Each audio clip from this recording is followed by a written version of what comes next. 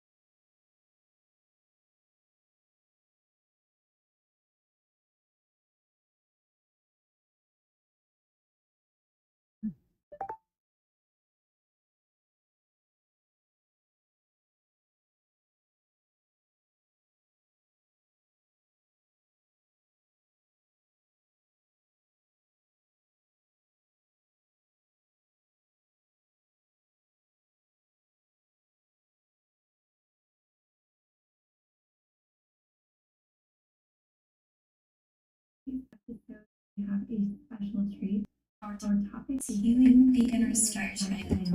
And I have one of my incredible lightworker friends, Jen Peters of Jen Peters Soul Guide Healer on Instagram. You know her. She will be joining me as we discuss this topic of healing the inner child and healing the inner star child, and how that ties into our upcoming workshop in New Zealand in September 2023. This is a fascinating topic, and I'm excited to dive into it with you. So let's get going.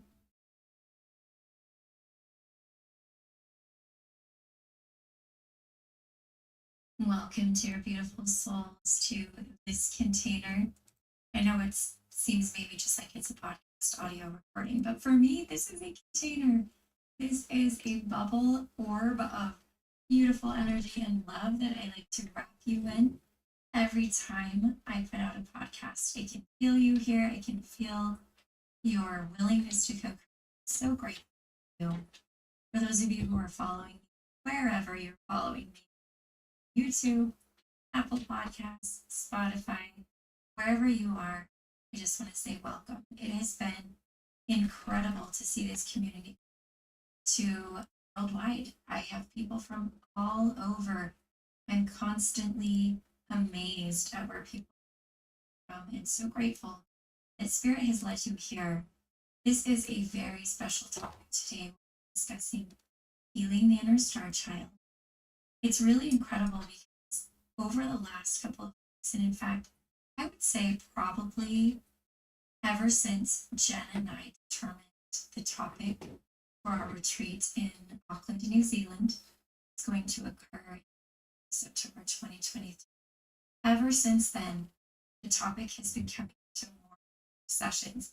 It's really confirmation from Spirit.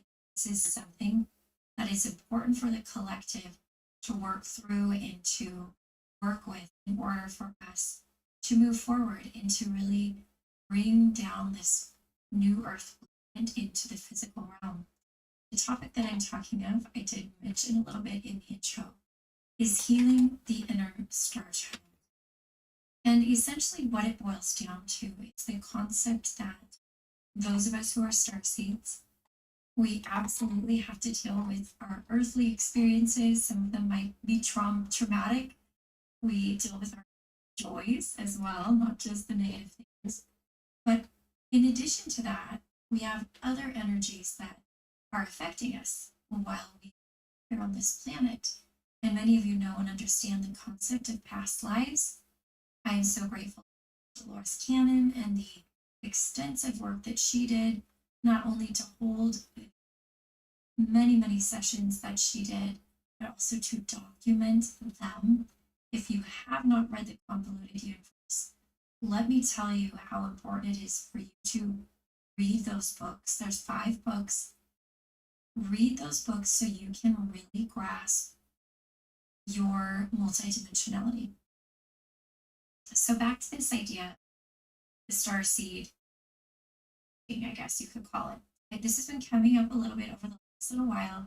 I know I've been dealing a lot with other kinds of wounding, a lot of the witch wound, the father wound, or the mother wound, and sometimes even the sister wound is coming up. And now I've really felt what I don't love calling it the starseed wound, but honestly, what it feels like is healing the inner star child, dealing with this sense of abandonment that so many star seeds have, including myself, whether you're an angelic star seed, elemental star seed, or a galactic star seed. It really doesn't matter. So many of us feel so separated when we first come to this planet due to the veils that we agree to receive, the forgetting that occurs, and that forgetting makes us feel distance. It's all an illusion. It's all an illusion. And that's really what healing the inner star child's about. Now, my friend Jen, who you're going to hear from in just a moment, her specialty is multidimensional healing, as she is able to bring through information from all different perspectives. I am so grateful for Jen. She's also an incredible channeler. She's a starseed herself. And so she has that extra sensitivity. That particular topic doesn't always come up in her sessions as a conscious sort of presentation, but she is able to hold space for starseeds who've come into this kind of dense world to work through these things and to learn what they came here to learn. I'm excited for you to hear this interview with myself and Jen Peters. And before we go straight into this interview, I do want to let you know I have a special announcement. Jen and I have actually decided to offer 2 free gatherings, all surrounding this topic of healing the inner star child as we prepare for our workshop in Auckland in September. And so if you would like to take advantage of attending, just to get, again, a taste of what we will be doing at the workshop, is to sign up or below. These are free. We are making it to the public as we are excited for more to know and understand what this is all about. So check out the links below. And without any further ado, here is a portion of my conversation with Jen all around healing the inner star child. So Jen and I have known each other for almost a year now, and we connected star seed pieces and the kind of the guides. And then as we worked together more, just really did complement each other. And so in kind of imagining this co-creation that we've drawn to do, the 2 common themes that kept over and over again were the concept of the inner child. Now, the funny thing about it is I tend to work predominantly with sort of the galactic starseed energies, helping connect with their star families, where Jen tends to connect more earth traumas and situations here tied to the family dynamics here as far as it the inner child. And so what happened was we kind of said, okay, Spirit, we know this co-creation wants to happen. We want it to happen. Not only do we feel like it's aligned, but we want it to happen. What is this? What exactly are we doing? Why are we feeling to put together what do? And plus, what's that going to look like? So I don't know about you, Jen, but I just remember this aha moment in a conversation, and I would love to hear your take on how that all played out and what happened since then. Oh, thank you so much, JJ. And yes, I remember just that moment of was part of our line plan to come together and engage together here as we higher realms. And I think the more that we started to play in this space and see what this actually could be like, the more exciting it was. One of the things that's become really clear to me is that, those who are close, there is already for us to be gathering in the physical at this time to do this sacred, just as we are in the higher realms. So, Wow. yeah, Yes. I'm playing in this space. It's actually exciting. And you talk about it, it feels very grounded. And speaking of being grounded, one of the things that I really love about Jen's work, and by the way, if you're not already following, I recommend you do. And let me just tell you why. Jen and I have talked about this before, but there tends to be a pattern in the spiritual community where people use spirituality to a certain degree, and sometimes it's subconscious, to avoid taking care of some of their life situations and relationships. And I actually see that can sort of obstacle to their spiritual growth.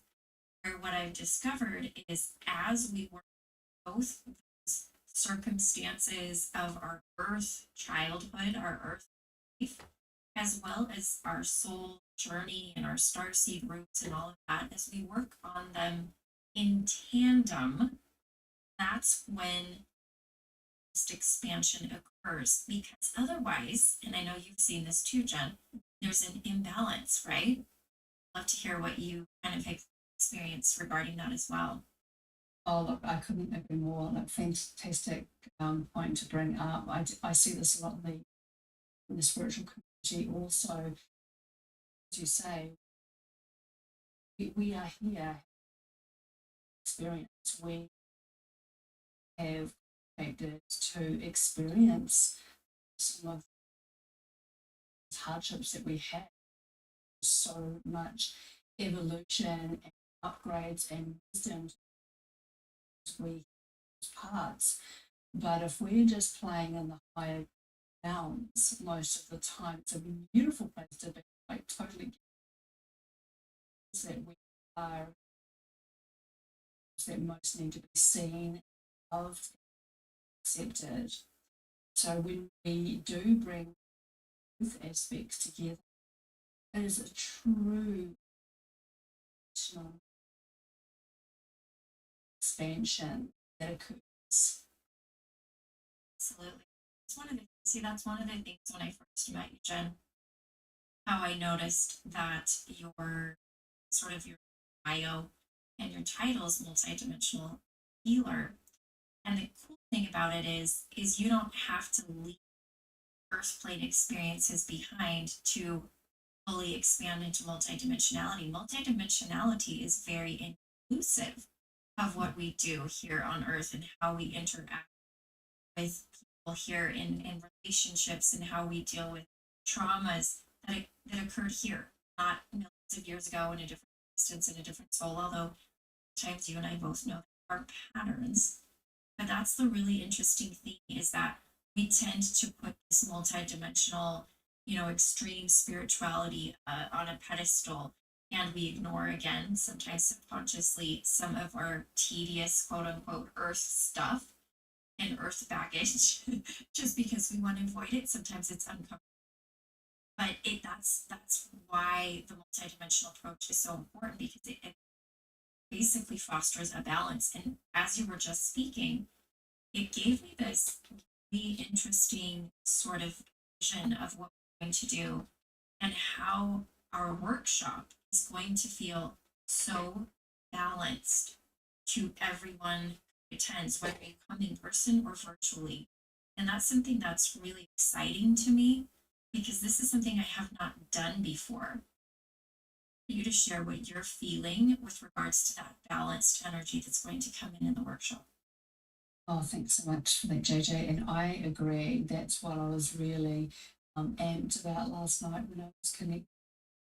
Um, really, for us to be able to experience our fullest, highest potential, to be doing the so when it comes to the actual event, going to be starting with more of the, I think, especially certainly not only for starseeds, especially for us as starseed into this incarnation, we've collected a lot of trauma. Many of us have actually intentionally incarnated families that got a lot of trauma, and we're their ancestors, our ancestors and so to be able to do those preventing you from anchoring deep to your star seed mission here, I think, and JJ spoken about it. She's been some incredible work, with the galactic side, especially with the star mothers. It's going to be really beautiful. Yes, my little heart is jumping up and down right now. Not shared this with you, Jen. Just last weekend, I did an event, and it was a cacao ceremony, solstice activation with the goddesses. And do you know what we ended up doing? Mm-hmm. We ended up clearing ancestral trauma. Of course. And it's exactly, and you know what's funny? I think my guides are having me towards what you do. Mm-hmm. And I'm thinking, just based on some conversations we have, you're dabbling a little bit I do, because in the end, what we do together is just going to be woven so tightly and so beautifully, harmoniously, when we actually come in person in September in New Zealand. And I can feel that. It's so fun that you just said that. It resonated so, so deep. Oh my goodness, I'm so excited as well when I hear you speak of that. I can just see it. I keep on seeing it's like a cylinder starting one end. There's just so much to explore and unlock, unleash ourselves and each other. I think also that I really do believe all of those to join us together. Our frequencies are extremely unique, and there's going to be particular upgrades that can only be in this container. So I really feeling a much higher, more expansive version of ourselves. It's going to be Total sense. And what I'm hearing right now is quantum healing, and that is something over this next little while. Our workshop is basically like an afternoon, and then next day it's about a day and a half of and activation and all of the things.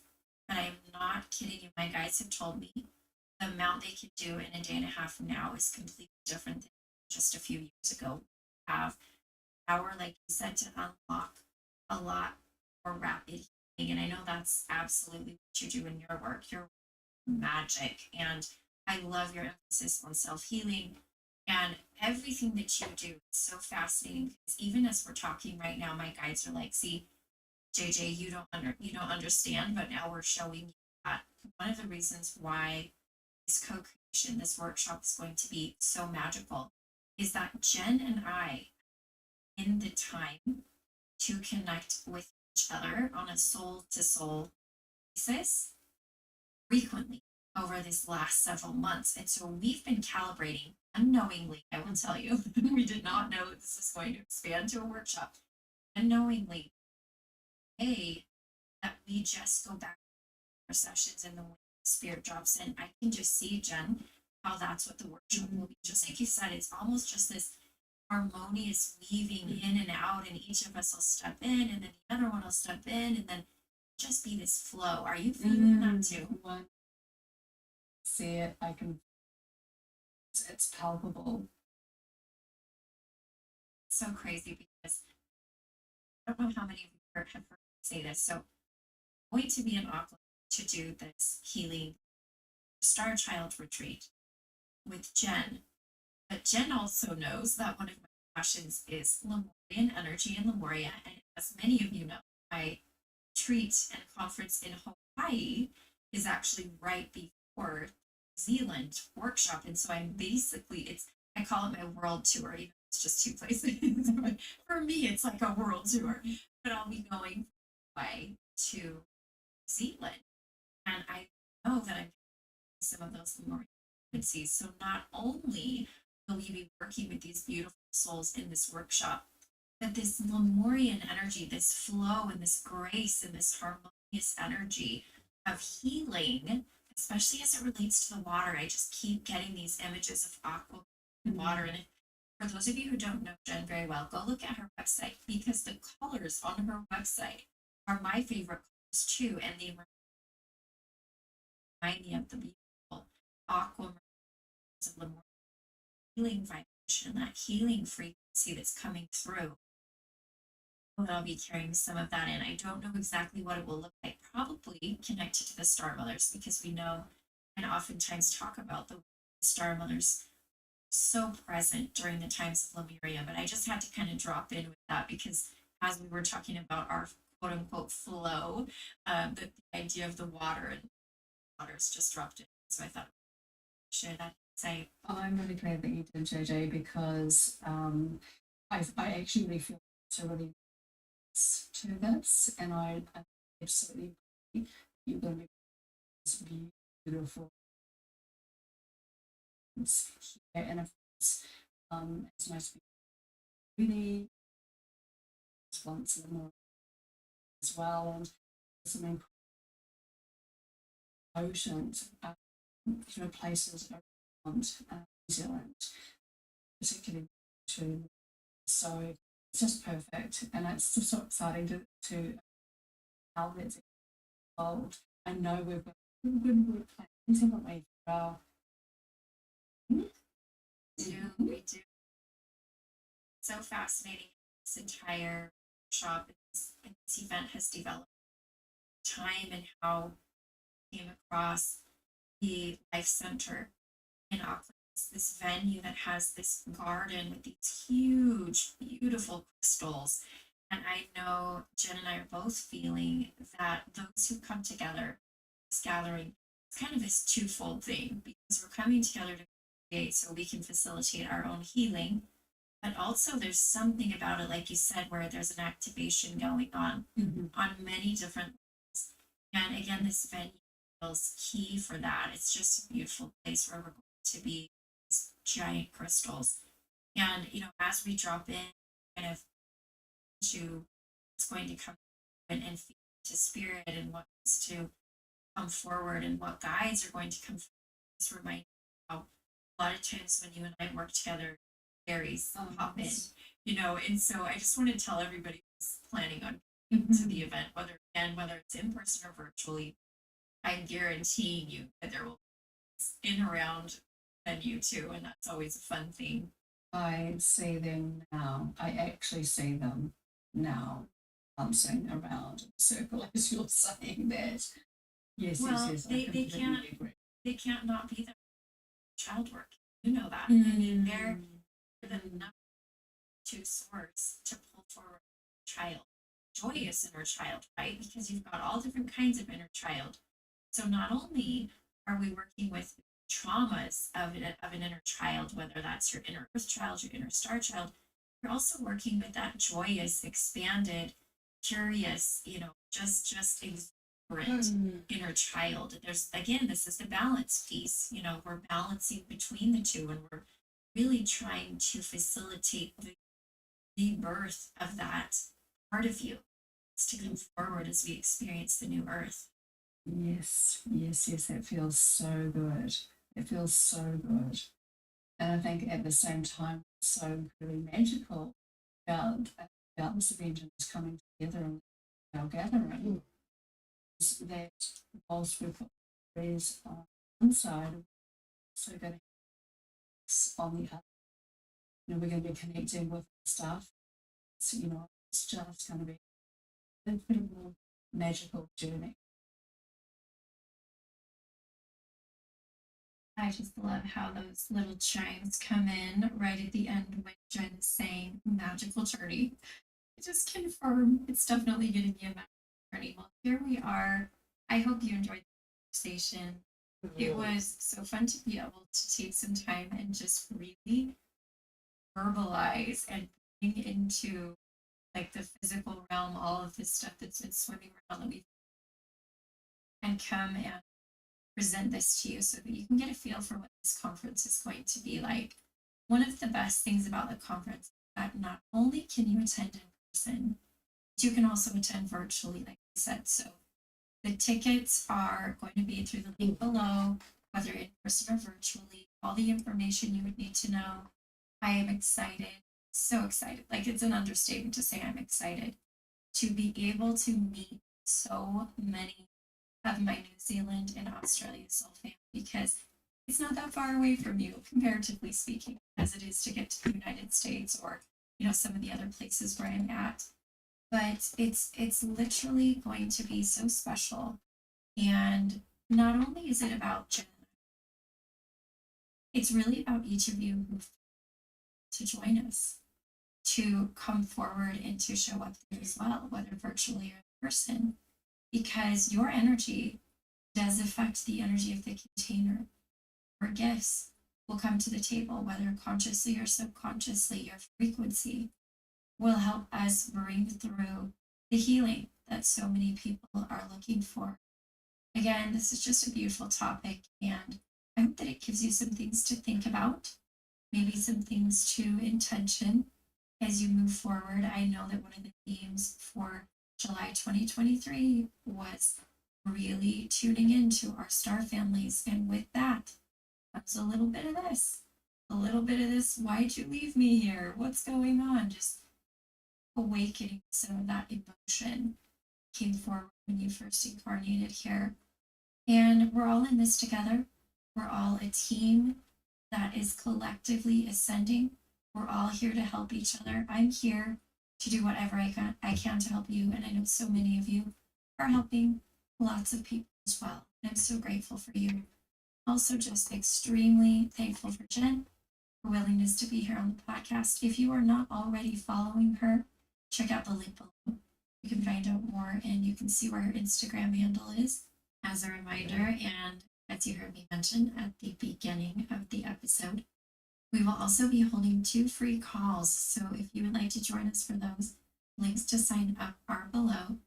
We'll be touching on some of the topics we'll cover at the workshop in Auckland, which we have virtual and in-person tickets for. You can find out again, all the links, all the details, everything is down below to this podcast episode. I want to finish up by reminding you of a couple other events I have coming up. We do have some in-person events. Yay! I love co-creating with you in person. Some of these events are going to take place on the Pacific coast and some on the Atlantic coast. We've got the west and the east vibes going on. So at the very end of July, I will be in Los Angeles. I'll be doing some one-on-one sessions there, as well as in San Diego for my San Diego friends. I'm going to hop down there and say hi to you.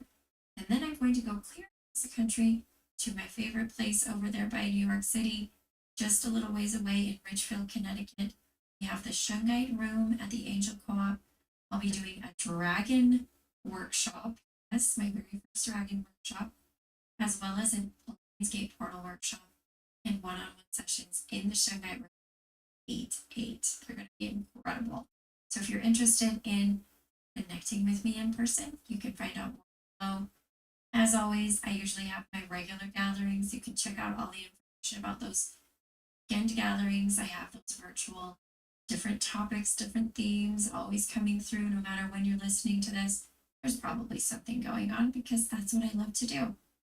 I also really appreciate all of you. Just want to let you know that your support and your love is truly felt.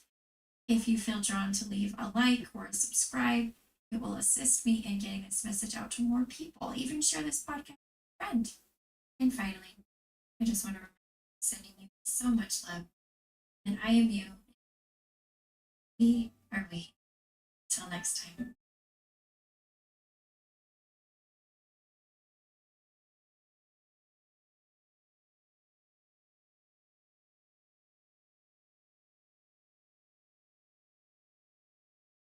What the fuck are you guys even talking about?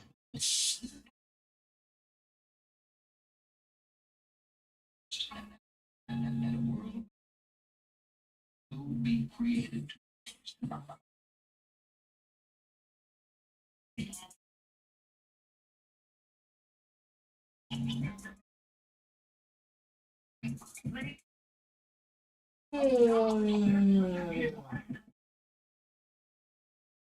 Hard at work.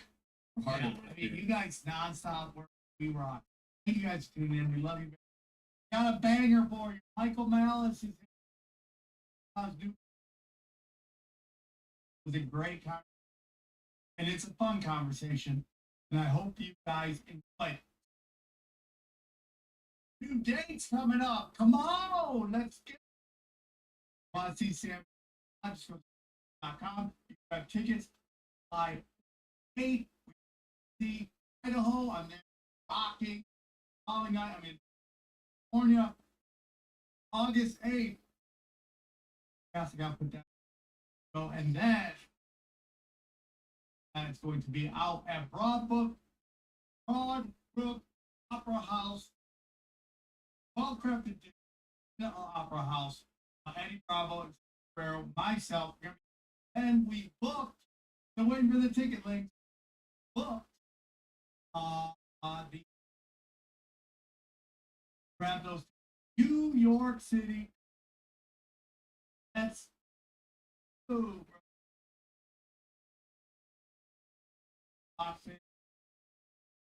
I had 3 to 1 free, 1 can check that out. Also, then I also have a Patreon. Patreon. Guys, go to the Patreon. It is pure fire. And then finally, we have some affiliates. You're gonna about them. Whether you're looking for gold, crystals, candles, pound gas, help, or to get in shape. All that stuff. Start from it did.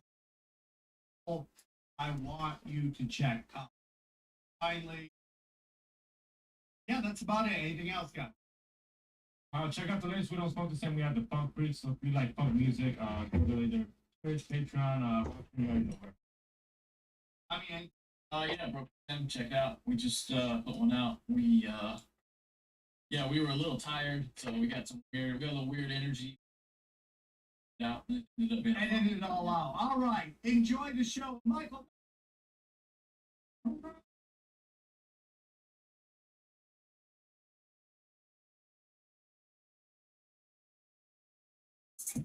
All right, very excited to have this back on. It's a pleasure to have happy he's back. He's got a new book out called White Pill. Please welcome Michael Malice. How are you, Mike? I am this show. I'm not gonna lie, it's always so fun. I never know because the other thing is when I do a lot of these like kind of more previous shows, and here it's like all right, we're going to some party at 3 in the morning. Everyone's on a different mix of something. Like I don't know how it's gonna be. Perfect, bro. That's the best show. Write that down next. Our new bio. And by the way, Sam, I'm right behind me on the wall is Alex Jones' well hat. No. And you that kept bitch at TSA, careful. Helping It's those C+ students from high school get those jobs. They with just the want neck sports tattoos. here. Yep. That's it. They just want to score here. Michael, very excited to have you. I'm very blessed to join with us on this show. before we get into everything, let's just say somebody just didn't know who you were. Can you tell the listeners a little bit about yourself, about your book, where they can find It actually happens a lot. I'm an awesome now people and they're like, yeah, I know you have like and you. Alexa. I just start going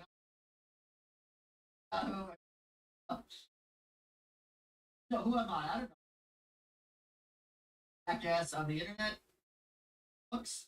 I think probably most people, is my work with. There's a big crossover. Yeah, for sure, for sure.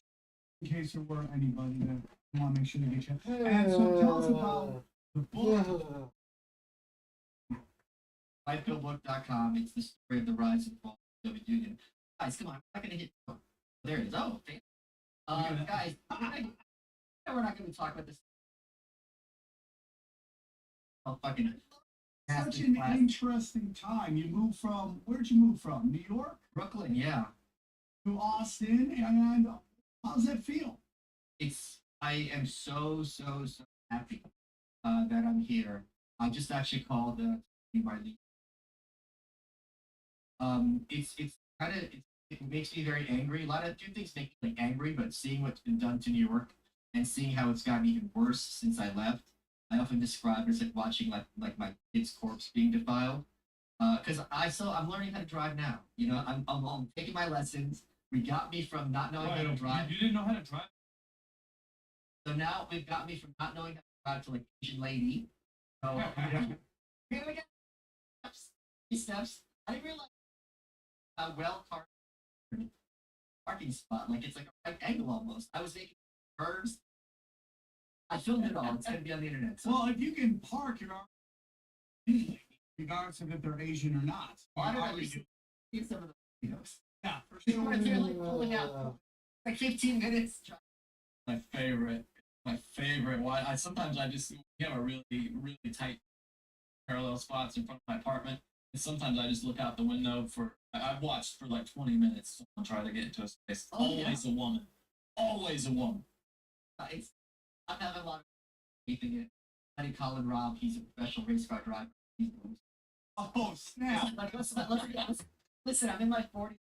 Let's be, Okay. So the other thing that I have a gun under my bed. So like in Brooklyn, if I have to worry about someone coming in and I've got cool stuff, like am I getting raped and murdered? And if I defend myself, I'm the one going to jail, like 100%. Any kind of self-defense or weapon. Here, it's kind of like if I invite my friend, I want to take him out, I'm not getting in trouble. It's Texas. They were wearing Encouraged. brown belt and blues. Do what you want. So I find it, I was having a conversation with that person was myself, I think, walking around. I hear he's a real jerk. You know, so I was having this conversation, thinking about like what is happening in the giant city. And it seems to me like we're demoralized. Like the whole thing is demoralized. Going on, we got whistle. Major Taylor Green showing off of Hunter Biden. And like most likely I think that's the impact. What are your thoughts on it? What's going on in New York? What's going on in Washington DC? And why is it all up to happen? Wow, I think here's the thing. I'm running a business, right?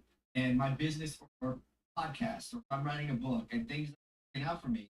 I'm gonna try to maybe have a new host, right? Cameras, change my agent or something like that. Something's not working, let's figure it out. If doubling down, that's telling me I want this. Because no one is gonna have this weird idea that the people who are posting are all dumb. A lot of them are. How's that possible? How is it possible that running these gigantic organizations are all stupid, all highly educated? No.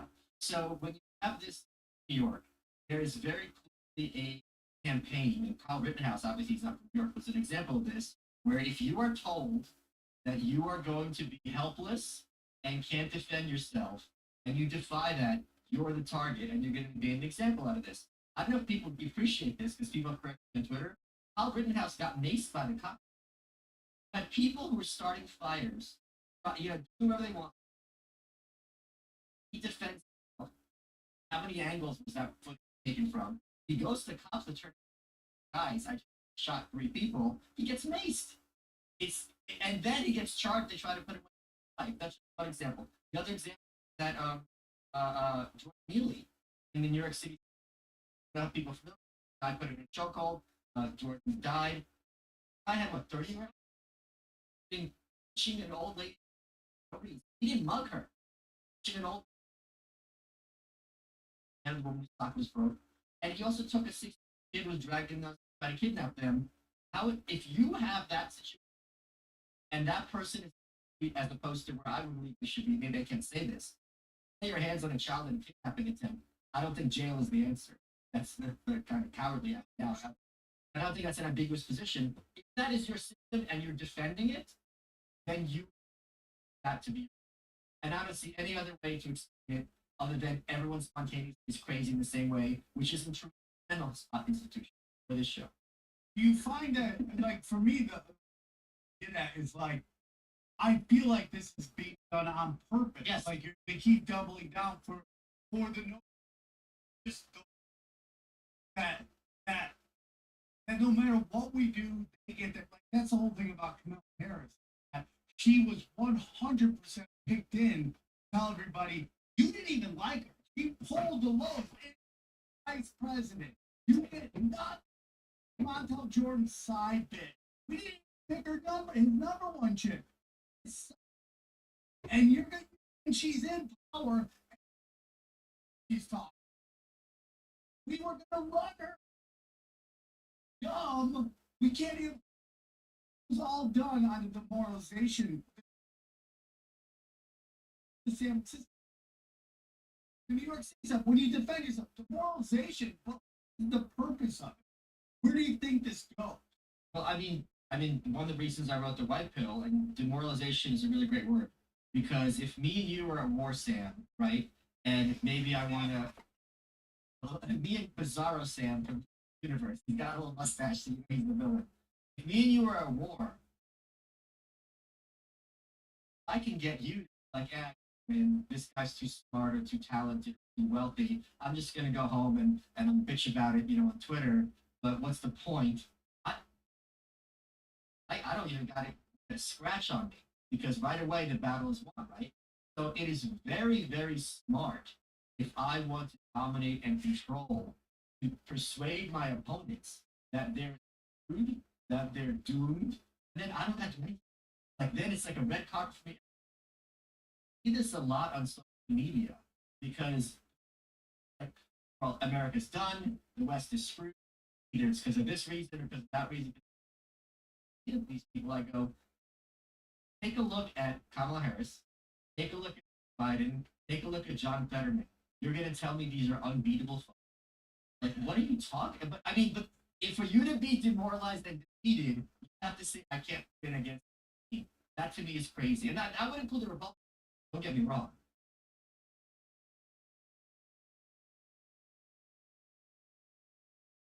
And he had, was her, not Harley Haley on? Is that what her name is? Nikki Haley. Nikki Haley on. And, he's trying to get her to basically say, he asked her about 81 million.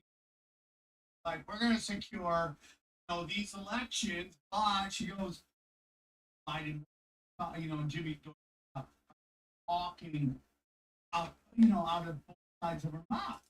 And, now we got all these people and they're save the day. It just seems like we just get into this passive rinse and repeat cycle of looking for someone to save us.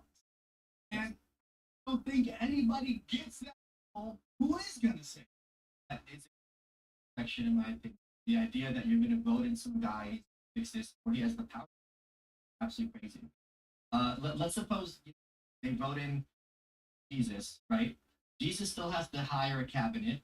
That cabinet has to get through the Senate. That person is still going to be all those people and their families are going to be denigrated on social media. Why are they going to put themselves through this? And what they have to show for it. They will be lied about completely brazenly and dishonestly.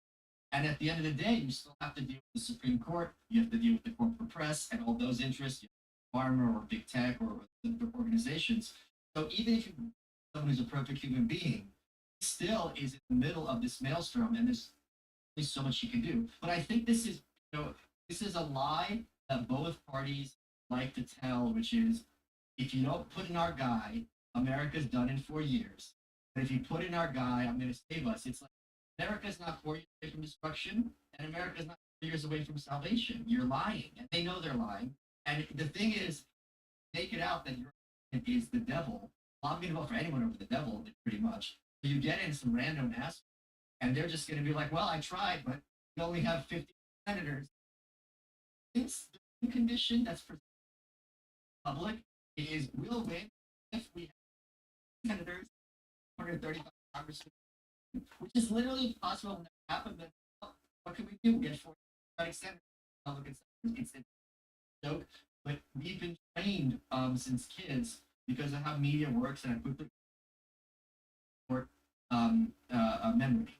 So they live in this kind of perpetual present, and things that happened like a year or 2 years ago, right now, people tell everyone this with a straight face that there were never vaccine mandates, that you never had to get a vaccine to have a job. They say this, and it's just so many things. Where's the what happened last mass shooting? Where's the trans shooters manifesto? What about that Memphis guy who blew up, set up those bombs? These things just get forgotten, and then no one thinks to bring it up because. Yeah, and and there's such a data dump. Constant. It's like everyone's like, oh, people are coming so dumb. I'm like, no, just the information we're getting is dumber and dumber and dumber, and it's just taking up our entire hard drive. You can't. You're like, hey man, you want to name all the presidents? Great. I've got more data in a day than George Washington got in his entire life.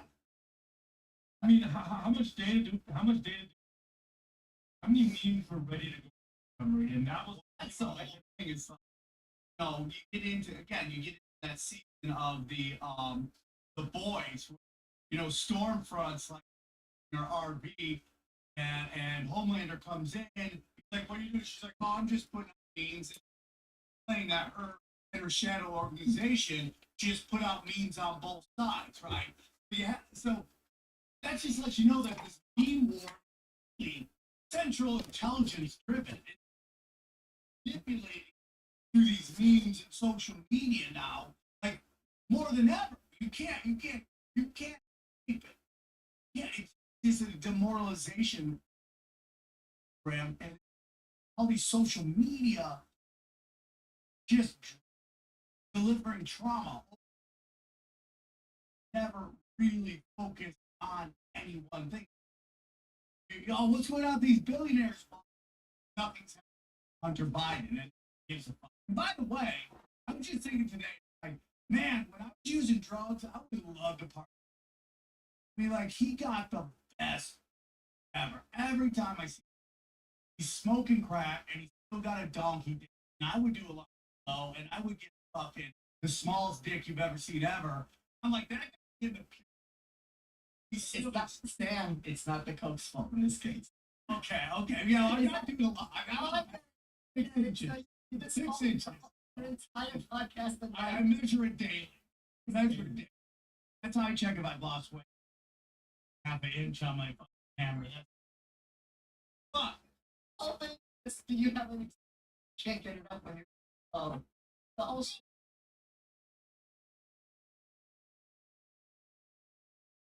God gives us all super. Mine was rock hard.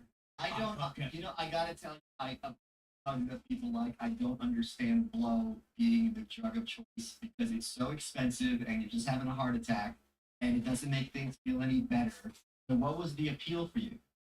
Can I be honest with you? The only reason most people like Coke is that women just get. Oh, okay, yeah. Just do a rail. They're like, whatever you want. Just and then and you can drink all day. You can drink all day. Next thing it helps with the. Okay. Yeah, they go hand in hand. Like that. I interviewed Carla from the. She had a Coke problem. I said, wait, break this down for me. Because if you're a guy musician who's like a coke fiend, you got the groupies having a orgy, it's great. As a female musician, you can't do that. So like, literally what she goes to tell you, I would go in my hotel room, I would close the blinds, put the phone off the hook, and I would pace back and forth like an animal. I go, that sounds great, Belinda. She goes, oh yeah, it was a real blast. But that's when you know someone's addicted, but talking back and forth. I